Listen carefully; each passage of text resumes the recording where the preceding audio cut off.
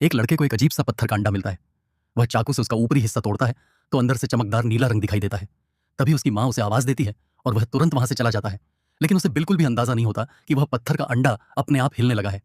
उस रात जब लड़का वापस आता है तो देखता है कि अंडा फूट चुका है। कमरे के एक कोने में उसे एक छोटा सा प्यारा राक्षस दिखाई देता है। वही उस रहस्यमयी अंडे से निकला था। लड़का आलू के टुकड़े काटकर उसे खिलाता है। हैरानी की बात यह थी कि वह छोटे राक्षस को आलू बहुत पसंद आते हैं। धीरे धीरे वह लड़के को ही अपनी माँ समझने लगता है। उस दिन के बाद लड़का हर रोज बचा हुआ खाना गोदाम में लाकर उसे खिलाने लगा। छोटा राक्षस हर बार पूरा खाना चट कर जाता, लेकिन एक दिन अचानक लड़के की बहन जोर से चीखने लगी। वह छोटा राक्षस उसके बाथटब में तैर रहा था। लड़का समझाने लगा कि यह बिल्कुल भी खतरनाक नहीं है और किसी को नहीं काटता।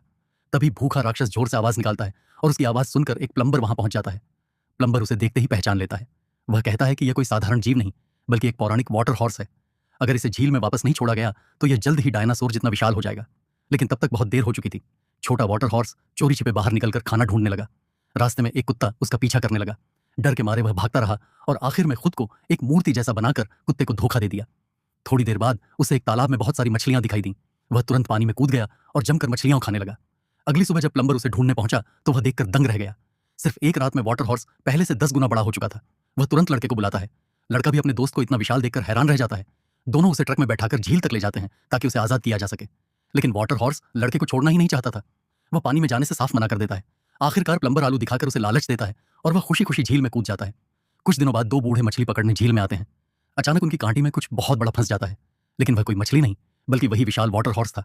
वह उनकी नाव को तेजी से घसीटने लगता है। एक बूढ़ा तो मछली पकड़ने वाली रॉड छोड़ने को तैयार ही नहीं था। आखिर दूसरे बूढ़े ने लाइन काट दी और दोनों की जान बच गई। कुछ समय बाद लड़का छोटी नाव लेकर अपने दोस्त वाटर हॉर्स से मिलने झील में जाता है। अब वह पहले से भी कहीं ज्यादा बड़ा हो चुका था। लड़का उसकी पीठ पर बैठ जाता है।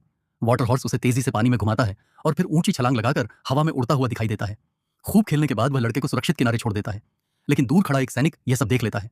उसी रात सैनिक अपने साथियों के साथ हथियार लेकर वाटर हॉर्स का शिकार करने निकल पड़ता है। जैसे ही उनका कुत्ता वाटर हॉर्स को ढूंढता है, सैनिक उस पर गोलियां चलाने लगते हैं। गुस्से में वाटर हॉर्स झील की गहराई में गोता लगाता है और फिर तेजी से बाहर निकलकर सैनिकों की नाव पलट देता है। वह एक सैनिक को पकड़कर जोर जोर से हिलाने लगता है। उधर लड़का दौड़कर उसे रोकने आता है, लेकिन उसका पैर फिसल जाता है और वह झील में डूबने लगता है। अपने दोस्त को खतरे में देखकर वाटर हॉर्स तुरंत सैनिक को छोड़ देता है और पानी में कूदकर लड़के की जान बचा लेता है। लेकिन तभी सैनिक उस पर तोप के गोले दागने लगते हैं। लड़का उसकी पीठ पर चढ़ जाता है और उसे समुद्र की ओर भागने का रास्ता दिखाता है। तभी सैनिक एक विशाल जाल फैलाकर वाटर हॉर्स को झील के बीच में फंसा देते हैं। लड़का अपने दोस्त से आखिरी बार कुछ बातें करता है और उसकी पीठ से उतर जाता है। अगले ही पल वाटर हॉर्स पूरी ताकत से झील की गहराई में जाता है, फिर आसमान की ओर जबरदस्त छलांग लगाता है और उस विशाल जाल को चीरकर आजाद हो जाता है।